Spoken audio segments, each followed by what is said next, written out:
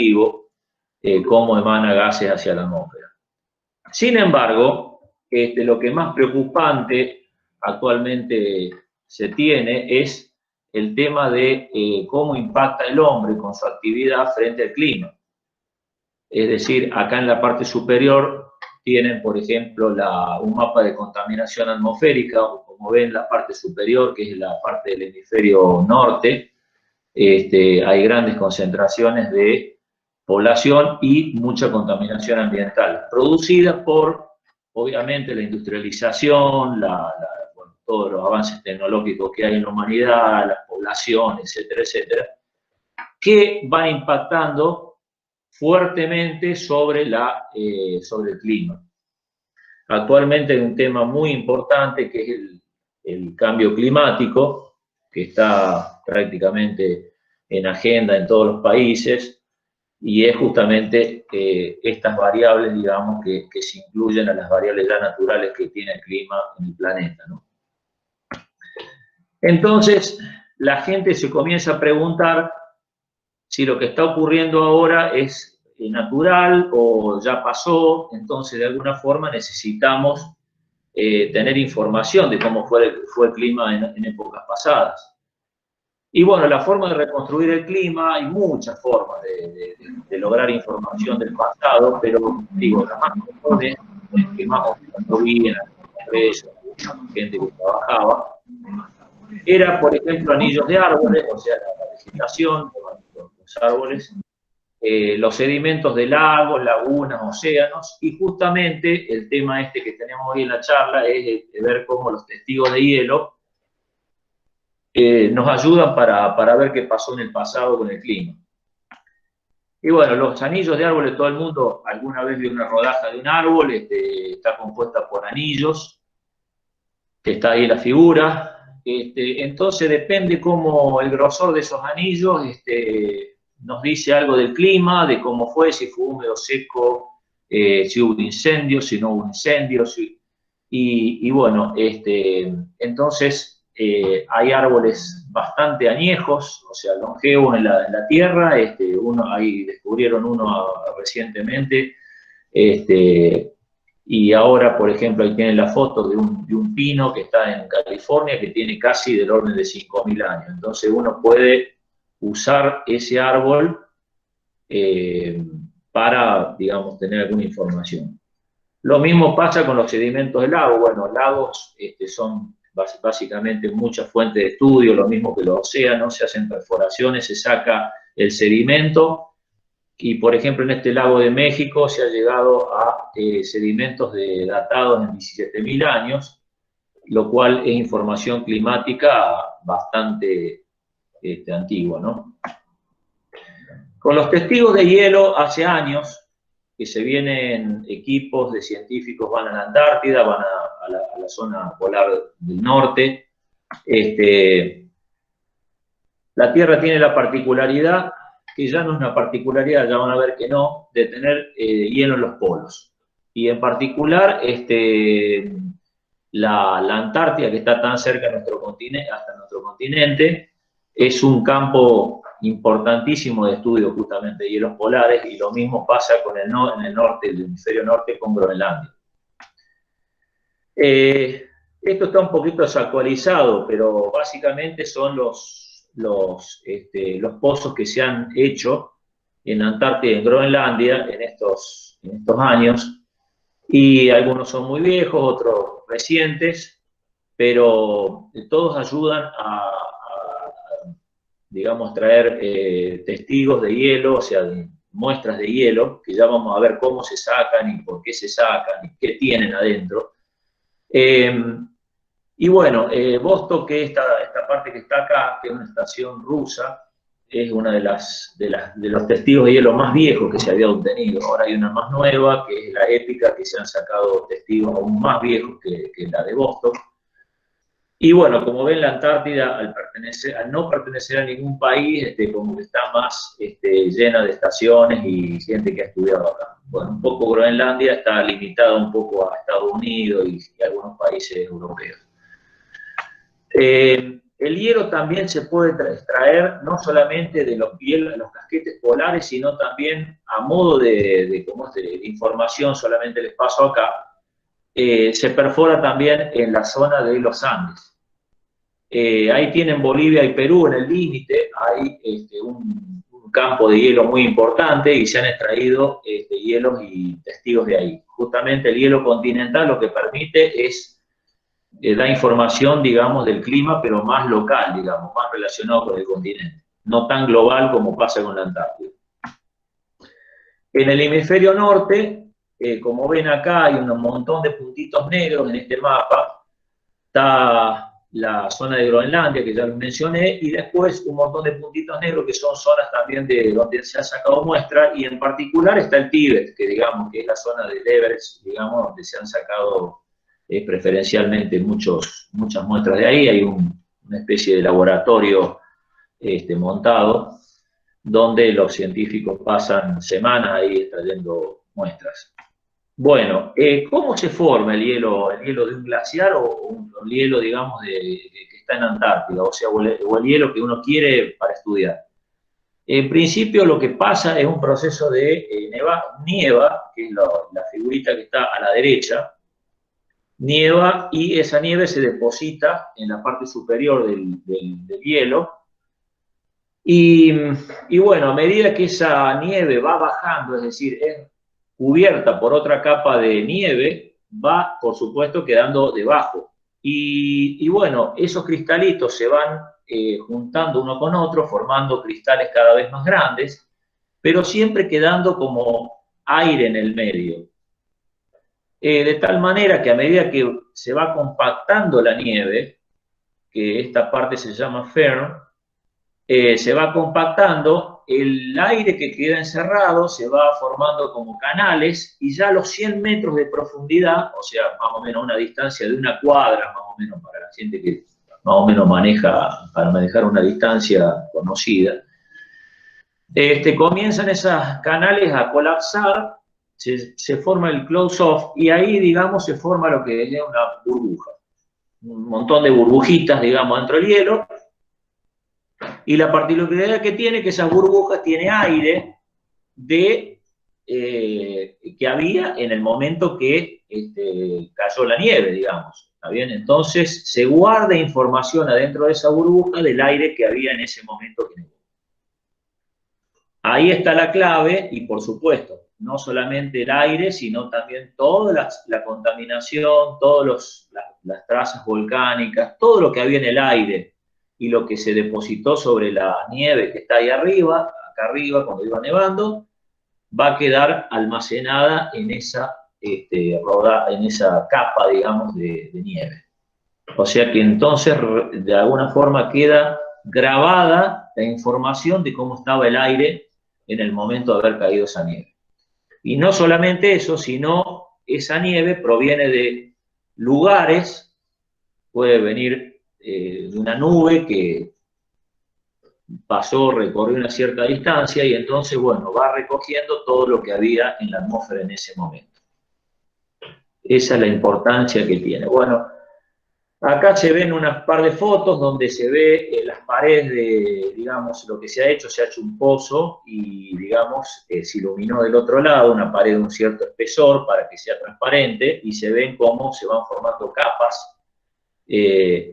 Bueno, el hielo es azul por una cuestión, digamos, de absorción del hidrógeno, pero digamos, las tonalidades así un poquito más claras se la da el tema de las burbujas que quedan adentro del hielo, ¿no? Esos son metros por debajo del nivel del suelo. Bueno, acá también hay una foto. Nosotros, lo importante de esta imagen es que a medida que uno va en profundidad en el hielo, va yendo a hielos cada vez más antiguos. Es decir, la antigüedad del hielo depende de la profundidad. Cuanto más abajo vamos, el hielo es más viejo.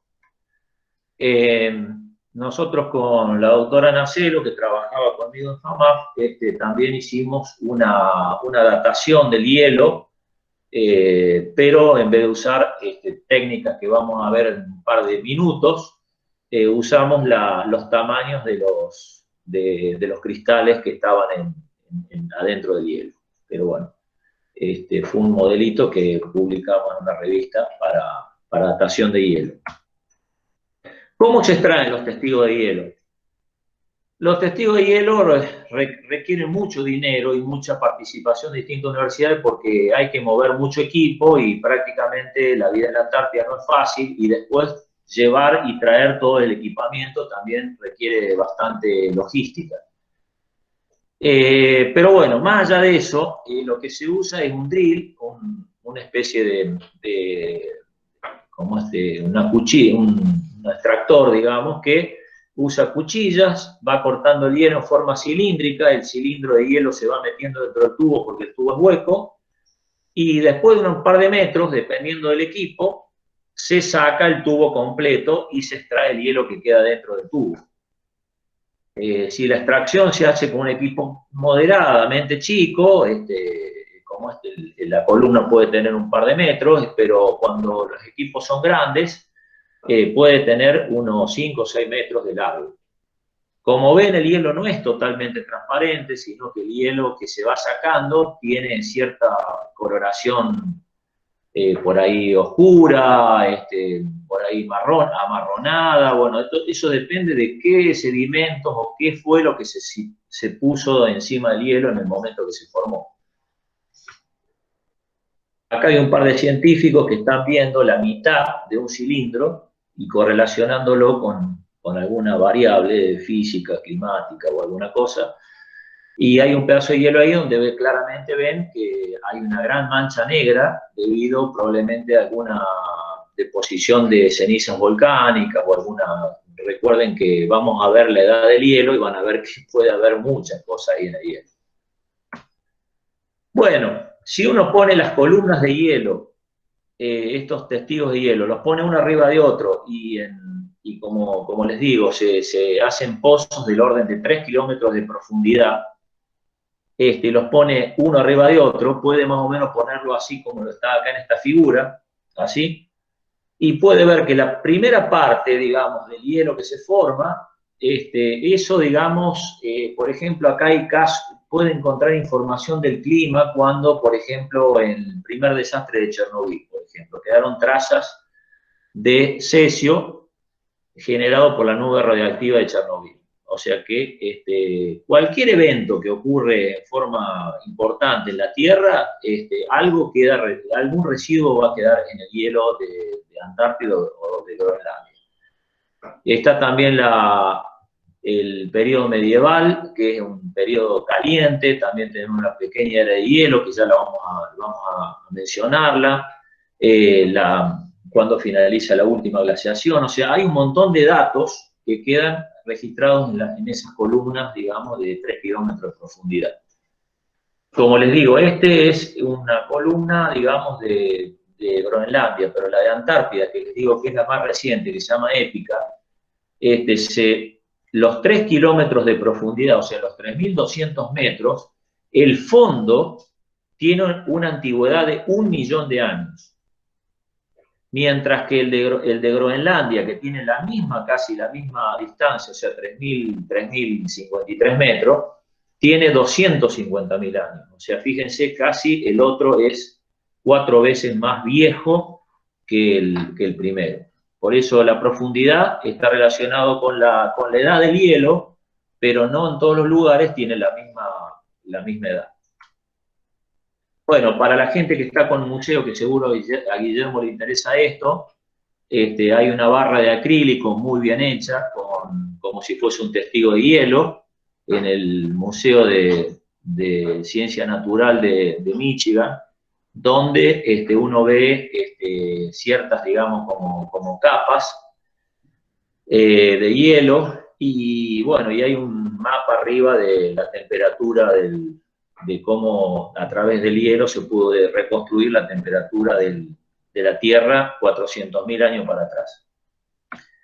Bueno, ¿qué se hace con los testigos de hielo? Bueno, los testigos de hielo se analizan in situ o también se pueden llevar al continente y se almacenan en grandes freezer.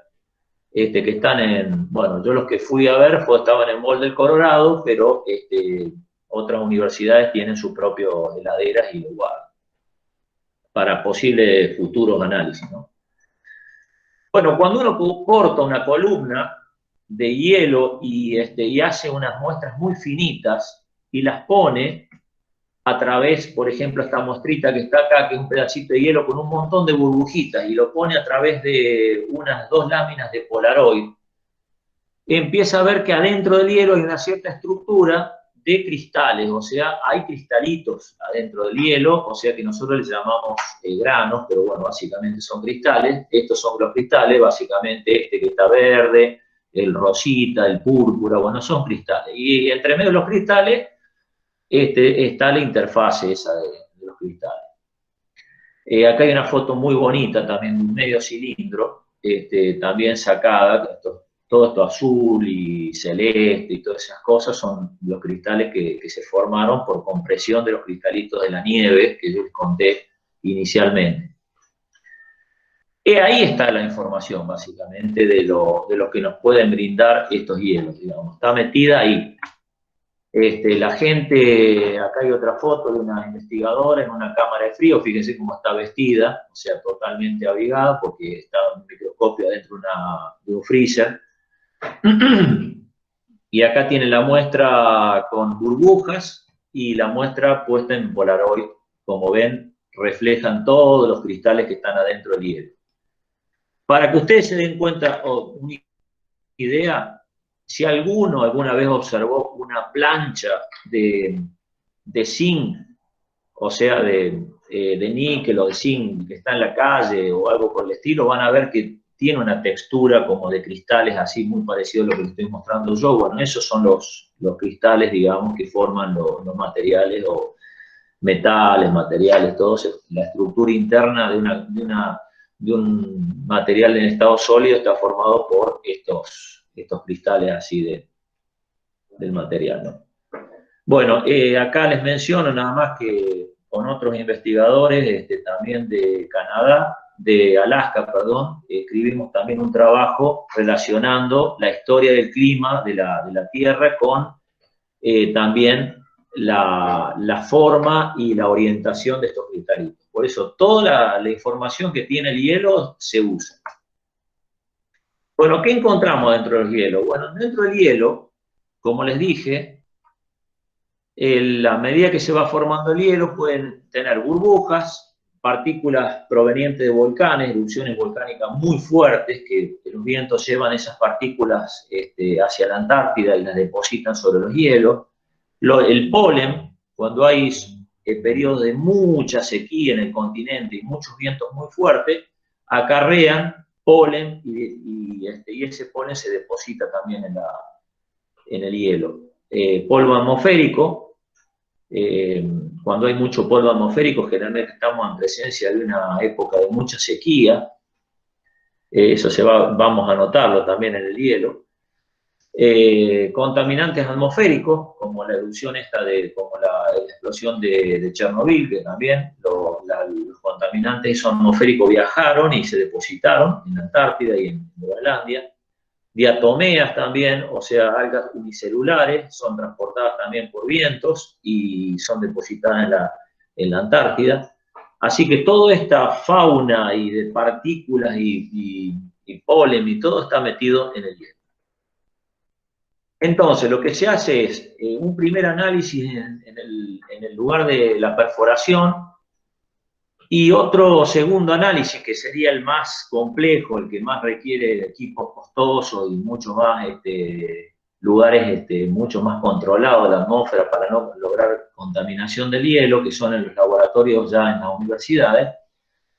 Se pueden hacer los estudios químicos, digamos, de las impurezas, de los gases, los radioisótopos, de la materia orgánica, los microorganismos, etc. Nosotros con Alley, Go y Larry Weil estudiamos en Ohio University justamente como en muestras del laboratorio logramos estudiar también los tamaños de los cristales y todas esas cosas que les contaba antes con un equipo que estaba allá en Boulder, Colorado. O sea que eso fue un estudio en continente, no en el lugar donde se hizo la perforación. Bueno, ¿qué datos podemos obtener? A ver, empecemos. Por ejemplo, hay muchos datos, pero yo traté de condensar un poco lo que más nos preocupa ahora y lo que más está en boca de todos. Por ejemplo, ¿cuáles son los gases villanos de la película ahora en este momento? Son el dióxido de carbono, el metano y el óxido nitroso. ¿Por qué? Porque son los que producen efecto invernadero y son los que producen, por decir así, lo que se llama ahora como calentamiento global. Entonces la pregunta es, ¿cuánto había, cuánto hay, cuánto habrá? Digamos, o sea, la pregunta es, siempre uno dice, ¿cuáles son los parámetros? ¿Estamos bien, estamos mal?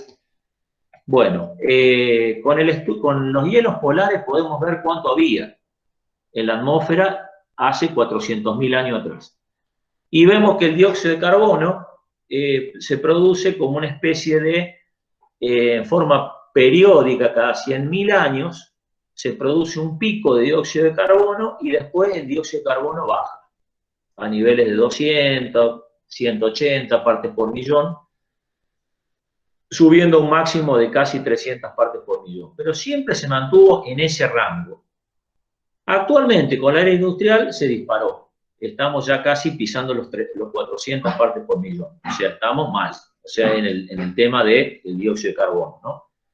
Entonces, bueno, ¿a qué se debe el dióxido de carbono? Bueno, todo el mundo sabe, combustibles fósiles, tratamiento de residuos, transporte, energía, bueno, todo eso lo que hace el hombre, digamos, es lo que contribuye al aumento del dióxido de carbono. Básicamente los combustibles fósiles.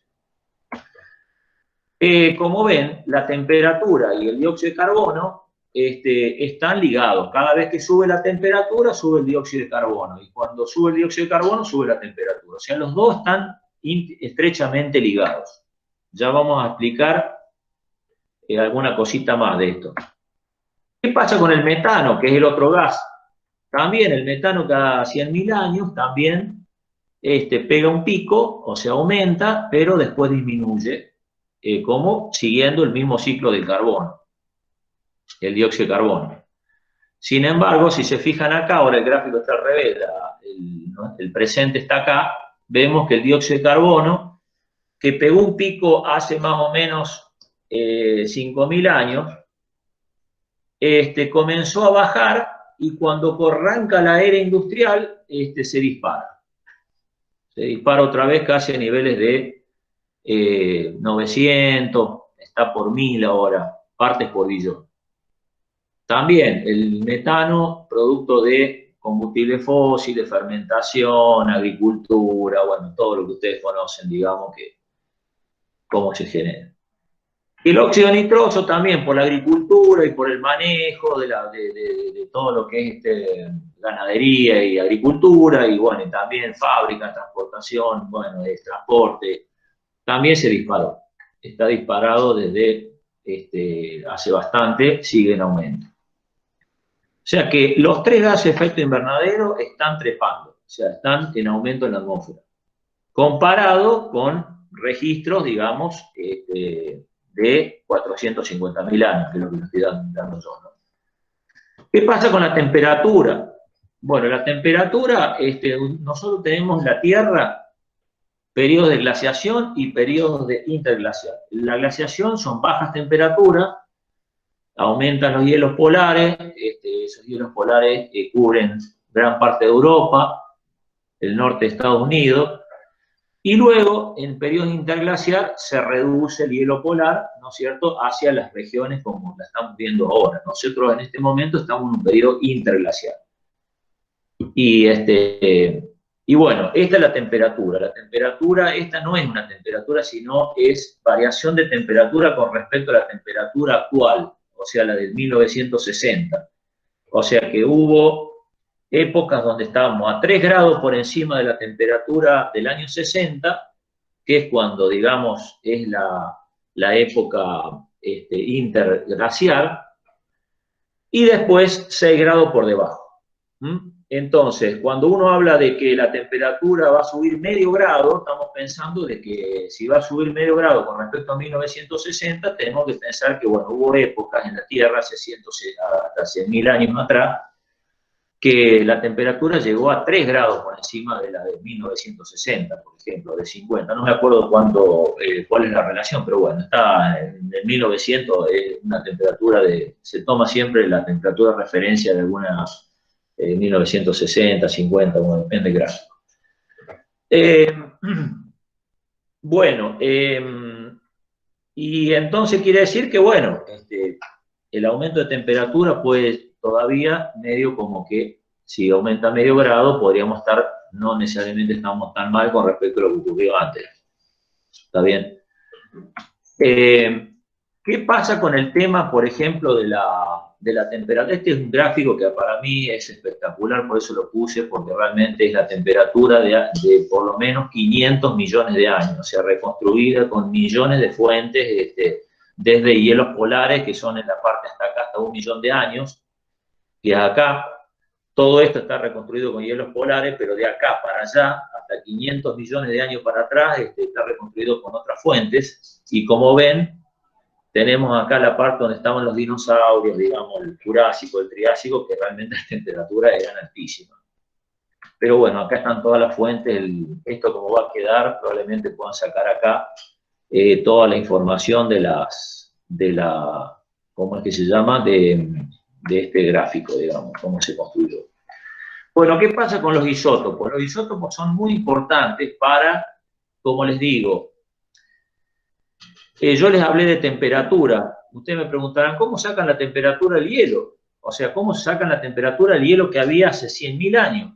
Bueno, se usa el oxígeno 18, el isótopo de oxígeno. Porque al ser pesado, cuando el agua se evapora de los océanos, de los lagos, qué sé yo, generalmente no se puede evaporar porque es muy pesado. Pero cuando hay mucho calor, hace mucho calor, se puede evaporar y entonces hay como una carencia cuando los climas son fríos y hay una abundancia del oxígeno 18 cuando hace mucho calor en el planeta. Entonces eso, de alguna manera, está relacionado, bueno, o sea, hay un proceso obviamente más complicado, pero está relacionado con la temperatura.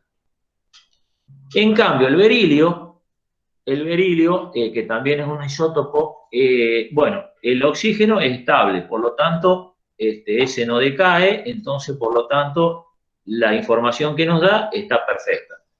El berilio, en cambio, tiene una vida media, como el carbono 14, que todo el mundo debe conocerlo, entonces nos permite datar, o sea, decir qué edad tiene. Entonces, el hielo, al tener berilio, que se produce por incidencia de rayos cósmicos, nos daría idea de la edad del hielo.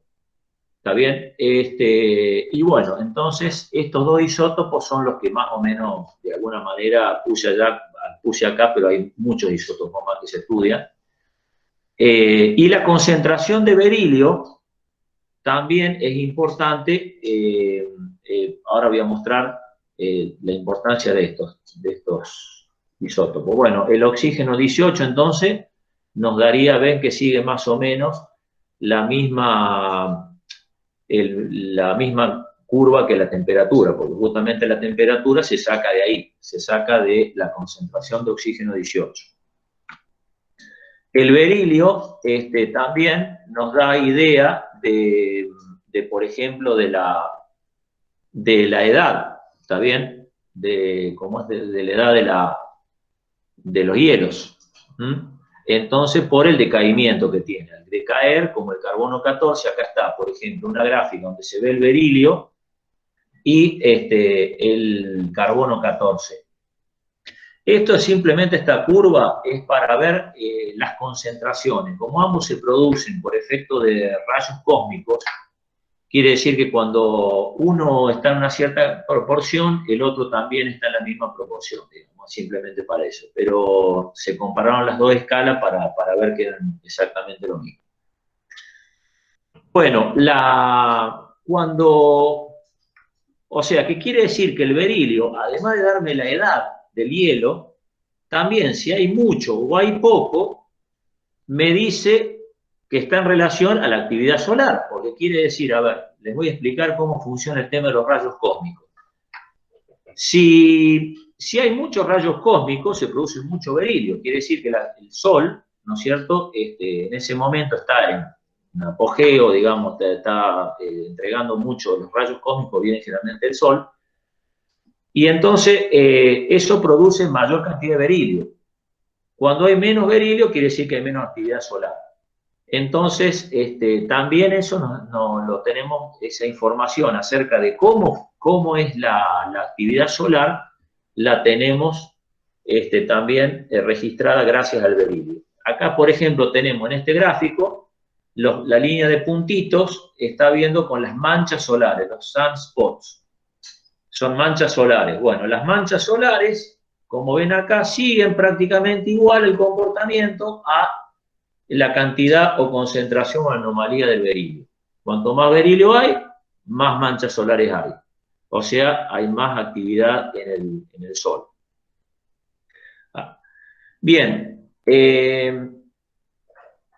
este gráfico es realmente muy lindo, digamos. Yo lo puse porque realmente son esas cosas que uno dice, wow. Esto mide el dipolo magnético terrestre. Y uno dice, ¿cómo puedo sacar del hielo las propiedades magnéticas de la Tierra de 60.000 años para atrás? Y también están mucho más para atrás también.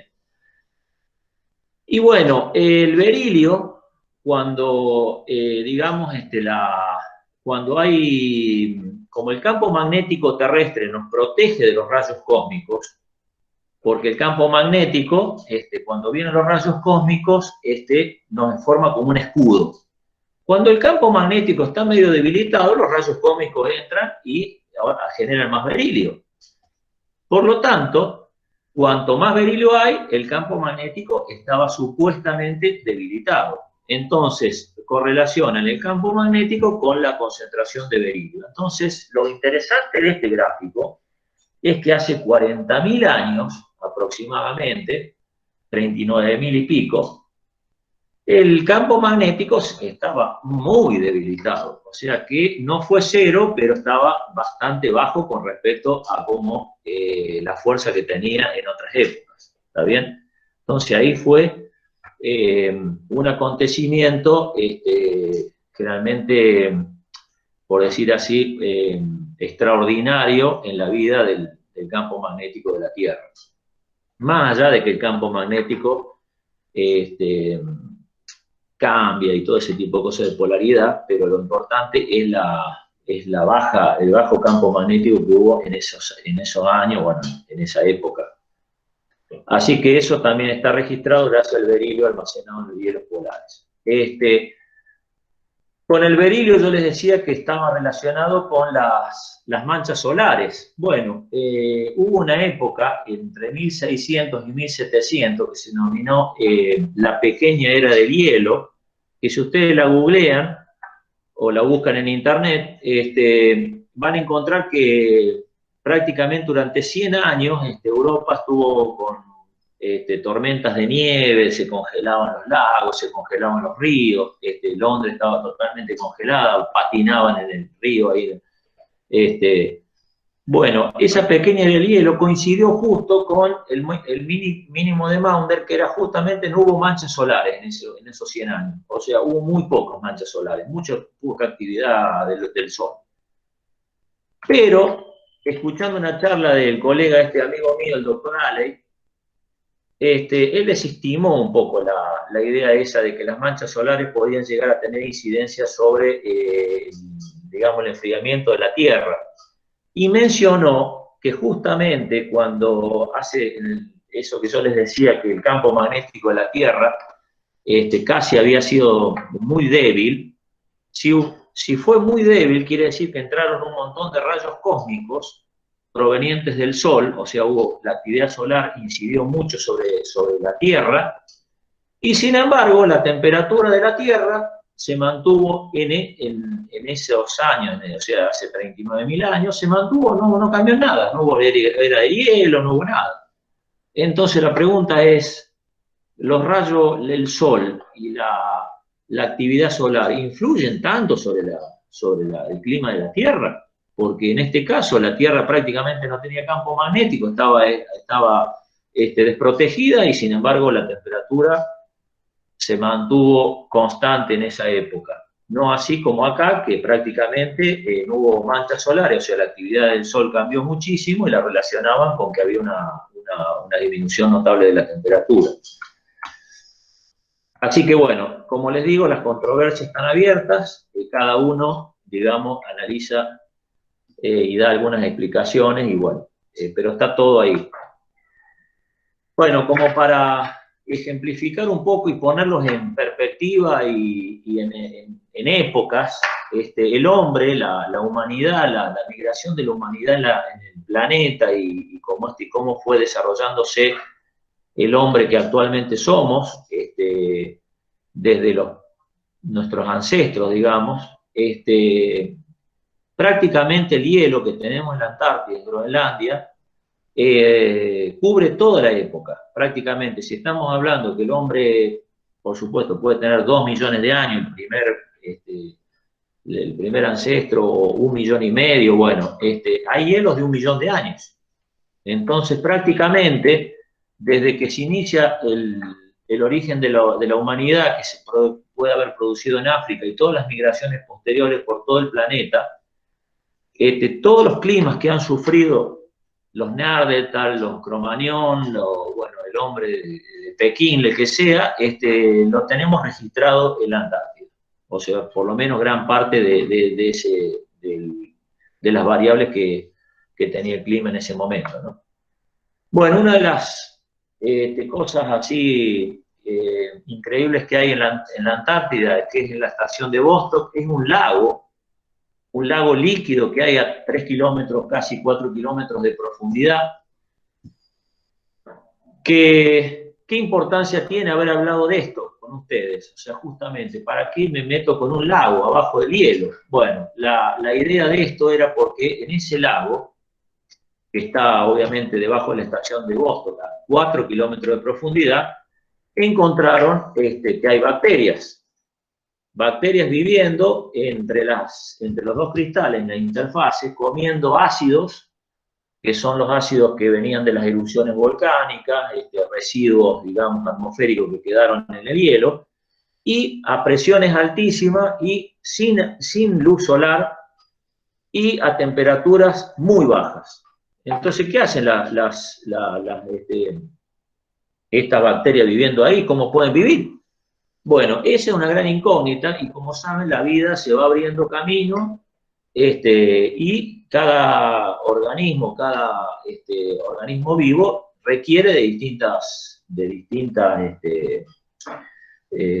elementos para vivir y condiciones ambientales, pero son organismos vivos. Entonces, de alguna forma, comenzó toda una rama de la criobiología, criobiólogos, digamos, biólogos que estudian vida en sistemas muy extremos, especialmente en hielo, y de alguna manera eso se va a extrapolar probablemente a forma de vida extrema. Entonces, ¿qué nos está dejando el estudio de los hielos continentales y polares? Primero, acá les pongo una placa, el clima durante épocas de desarrollo de la humanidad. O sea que si uno relaciona todo el proceso de evolución humana, probablemente también tenga que en cuenta el tema ambiental, o sea, climático. El Cromañón estuvo prácticamente viviendo en el medio de una glaciación, así que de ahí cada biólogo, cada antropólogo sacará sus propias conclusiones. El tema 2, cambios de algunas variables del planeta, por ejemplo, campos magnéticos. Los campos magnéticos se pueden analizar a través de los hielos polares, así como otras variables. Cambios en el Sol, o sea, ¿qué pasó con nuestro astro rey, digamos? O sea, el Sol. los cambios que sufrió, o los cambios que sufrirá, son cíclicos, son periódicos, bueno, eso también de alguna manera lo podemos ver. Los cambios en la atmósfera, como le estaba explicando, o sea, tenemos registros de hace 1 millón de años. Seres vivos, pasados, o sea, tenemos polen, tenemos, digamos, polen de plantas que han vivido, que posiblemente se hayan extinguido o no. Bueno, todo eso también está en el hielo. Y por último, el desarrollo de vida extrema, que es lo nuevo ahora que apareció. Por esa razón traje a colación y traigo todo esta última parte, que ya dando por finalizada la charla.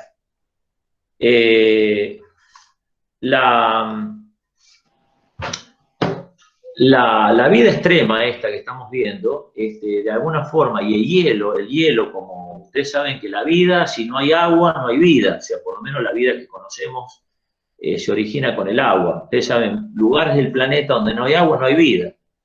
Entonces, por lo menos necesitamos nitrógeno, carbono y oxígeno. En algunos casos no necesariamente oxígeno, pero carbono, nitrógeno, una serie de elementos químicos para producir o mantener una vida, ¿no? Entonces, todos estos planetas que están acá del sistema solar, cada uno tiene una serie de cantidad de lunas. Estas son las lunas más importantes. Lo primero que aparece, Marte. Marte, como saben, igual que la Tierra, por eso yo le dije que no era única, sino que casi todos los planetas rocosos, por ejemplo, en este caso como Marte, las sondas que hemos mandado, bueno, las observaciones han determinado que tienen polos, y los polos tienen hielo. Y ese hielo cambia, oscila, por ejemplo, ahí tienen en el año 96, en octubre, después se sacó una foto en enero, y después se sacó una foto en marzo del 97, o sea, en casi un año. Y se ven que el polo, digamos, con las temperaturas, se va agrandando y se va achicando. ¿Qué puede pasar? O sea, es hielo, obviamente, no sé, salvo que sea una nube, no, pero no, después se determinó la sonda que mandaron, determinó que era hielo. Lo mismo encontraron hielo en el fondo de los volcanes de Marte.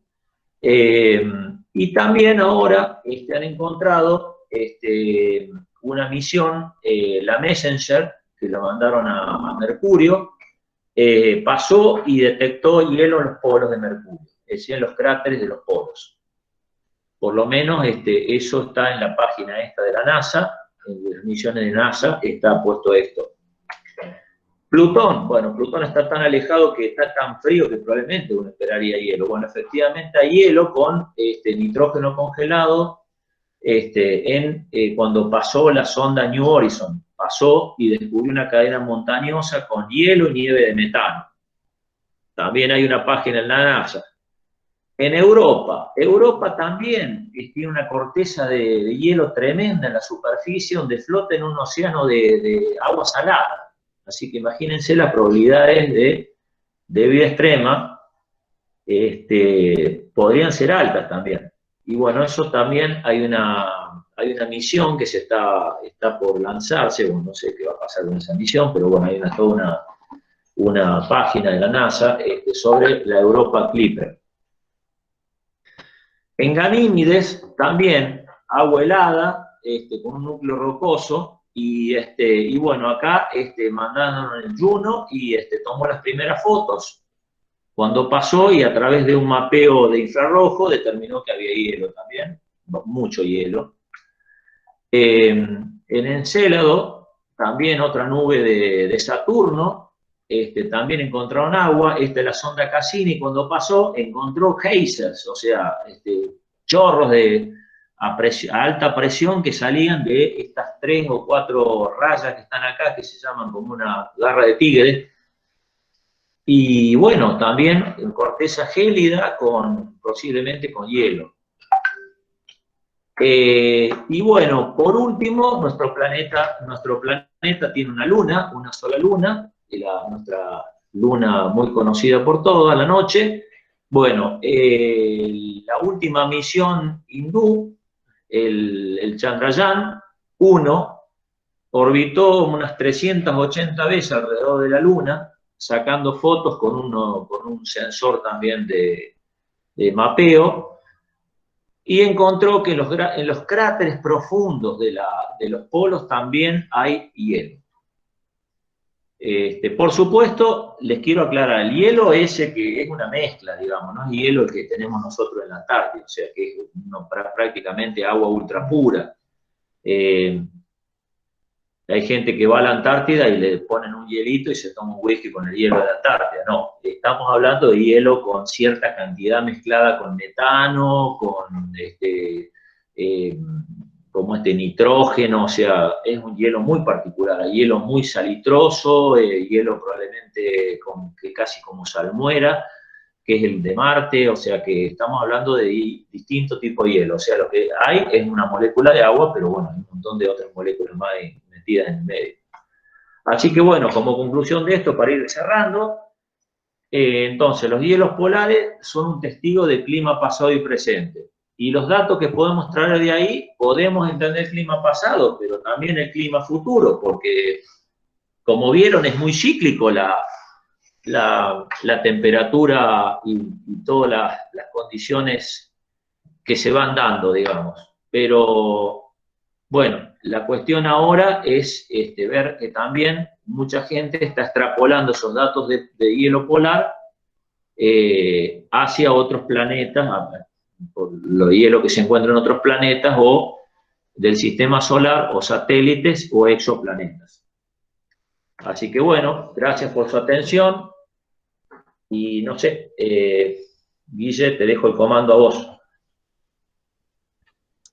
Gracias, Charlie. Bueno, la verdad, la charla es sumamente interesante. Yo sabía que nos ibas a llevar por varios lugares que tienen casquetes polares. No pensé que nos llevaras también a otros planetas, ¿no? Pero bueno, lo hiciste y a la Luna también. Quizás antes de entrar a la etapa de preguntas, agregar que muchos cometas que andan por el sistema solar también tienen depósitos de hielo y de hecho hay hasta teorías que dicen que el agua de la Tierra vino de hecho de cometas en épocas pretéritas. Te quiero hacer un par de preguntas que hicieron durante la charla un par de personas, ¿sí? Una de las personas sospecho que la conoces porque es Angelina Di Princio y hizo una pregunta que es: ¿quedará registro del COVID en la Antártida? Que uno primero lo puede tomar como... Bueno, ya hay registro. Sí, seguro que sí, porque no sé si en la Antártida, pero he oído reportes que con el COVID, con el aislamiento que tuvo el mundo, el aislamiento, el confinamiento, digamos, no el uso de automóviles, prácticamente se paralizaron las industrias por meses en algunos países. Bueno, acá es la cuarentena más larga, pero bueno, en otros países por lo menos 1 o 2 meses estuvieron parados. Se comenzaron hubo registros atmosféricos de baja contaminación que no sé si van a repercutir, porque bueno, estamos hablando que pero sí, en otros sensores se ha determinado que sí, la huella de la paralización de la industria dejó una baja contaminación, es un registro de baja contaminación. Bien, o sea que algún registro va a quedar, aunque no sea... Los hielos no sé, pero... Aunque no sea el virus propiamente dicho. Sí, o sea, indirectamente. Bien. Después, Santino preguntó si es posible encontrar, a ver si encuentro bien la pregunta, si podríamos encontrar en el hielo materiales que jamás hemos visto. Así está planteada la pregunta. Bueno, con Guillermo, con vos, Guillermo, habíamos hablado, que yo no hablé nada, pero se encontraron meteoritos, o sea, el hielo es fantástico para encontrar meteoritos que vienen de todas partes del sistema solar. Y bueno, hablábamos de un meteorito que se había encontrado una roca que venía de Marte, o sea que eso ya de por sí es algo De todas formas, recuerden que la Antártida es un continente, o sea, a diferencia del Polo Norte, que el hielo está prácticamente en el agua, salvo Groenlandia, la Antártida es un continente. En ese continente hubo vida, hubo bosques, hubo dinosaurios, o sea, cuando estaban pegados los continentes, la Antártida después derivó al Polo Sur, pero en la Antártida se encontró restos de dinosaurios, restos, digamos, de vegetación, de, este, 2 o 3 millones de años para atrás, o sea, o 100 millones de años para atrás. O sea, no olvidemos que la Antártida tiene la misma historia que tiene cualquier parte del planeta. De acuerdo, de acuerdo. A ver, Juan Peralta dice si podés comentar algo sobre los cambios del campo magnético terrestre. No es exactamente el tema de la charla, pero si querés y podés comentar algo sobre eso. Bueno, algo leí porque, bueno, me llamó la atención este gráfico que les mostré en la charla.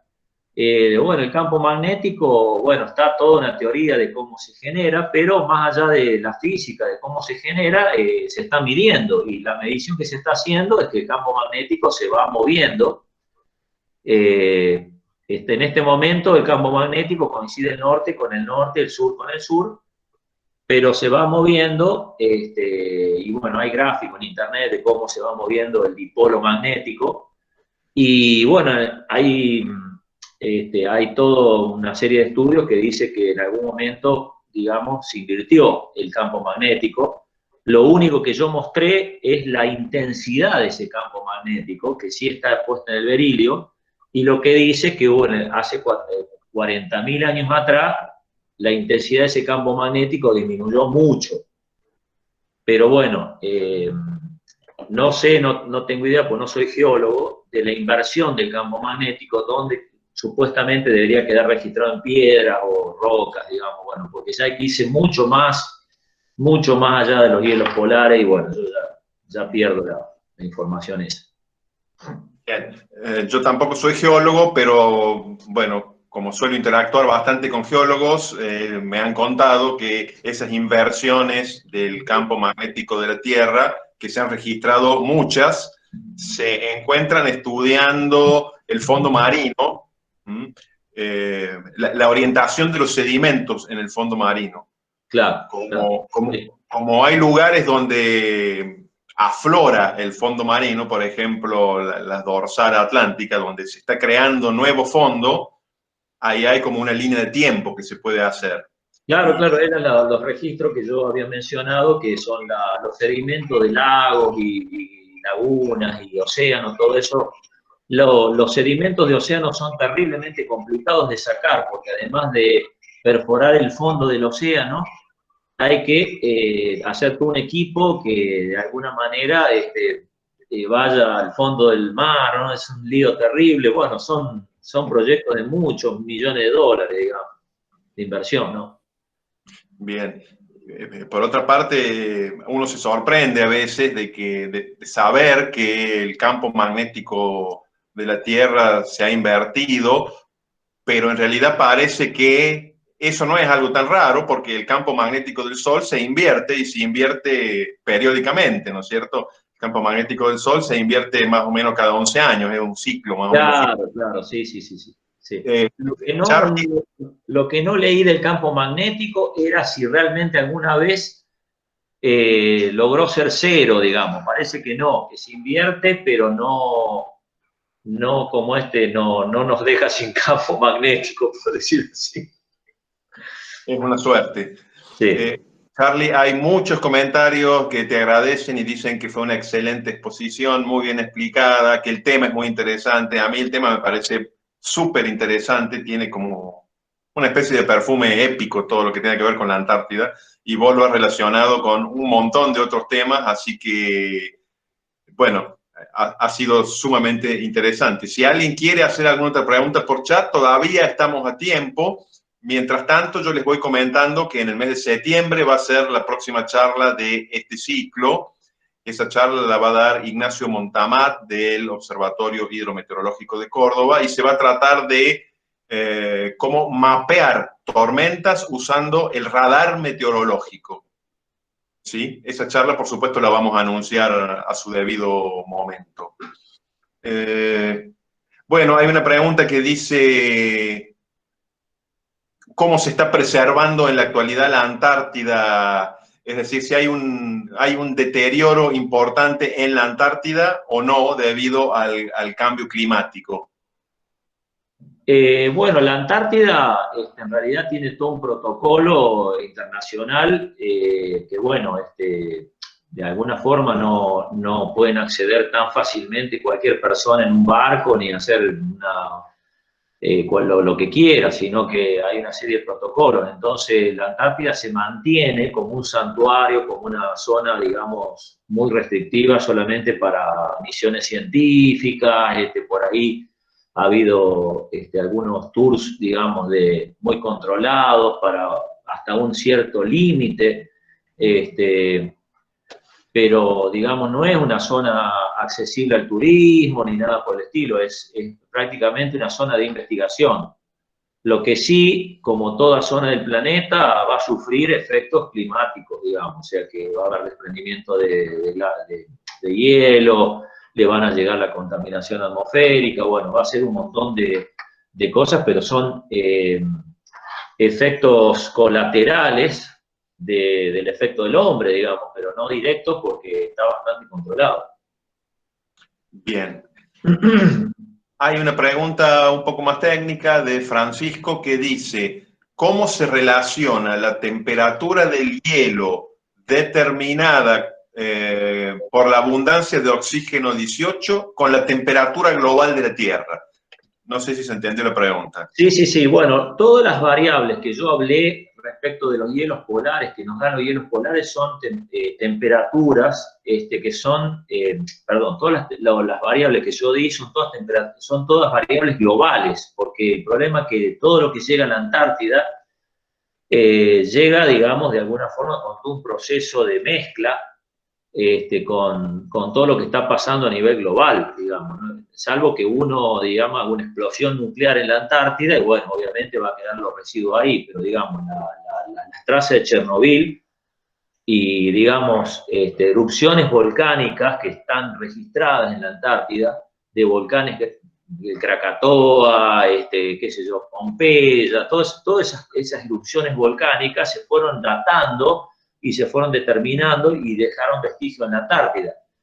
Ahora, la concentración de esas partículas, no sé si estaba en relación a la concentración que una vez hubo en Italia o hubo en la zona donde estuvo el volcán, probablemente no, pero se relacionan las cenizas con eso. O sea, hay todo un proceso de mezcla atmosférica que hace que justamente, yo les quiero mostrar si tengo tiempo, bueno, no sé si voy a tener tiempo, pero este profesor Richard Halley, cuando yo les dije que la temperatura estaba correlacionada con el dióxido de carbono, todo el mundo dice, bueno, el dióxido de carbono, ¿qué es lo que dispara qué cosa? El dióxido de carbono dispara la temperatura dispara el dióxido de carbono, porque como van pegaditos uno con otro, entonces dice, bueno, aumenta el dióxido de carbono y aumenta la temperatura.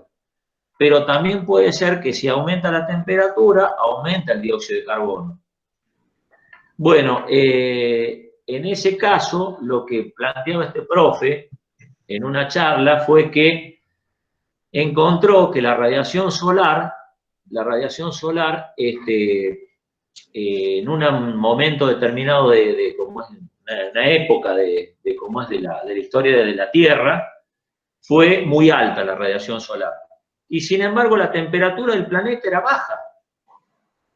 La temperatura que se registraba en la Antártida era baja. O sea, teníamos una actividad solar muy fuerte y la temperatura era baja. Entonces, ¿qué pasó? ¿Cómo se relaciona eso? Aparentemente, la Antártida no lleva la misma velocidad de reacción que puede llegar a tener el planeta, por ejemplo, en el Ecuador. O sea, puede haber altas temperaturas en todo el planeta y recién la Antártida, después de un proceso de mezcla, llega esa temperatura a registrarse en la Antártida. ¿Está bien?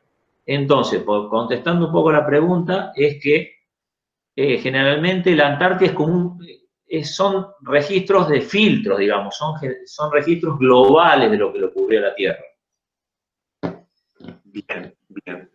Y bueno, creo que vamos a hacer una última pregunta que la plantea Alejandro y dice, ¿existe actualmente algún proyecto concreto para estudiar en detalle los lagos de los cuales vos hablaste, el lago bajo el hielo?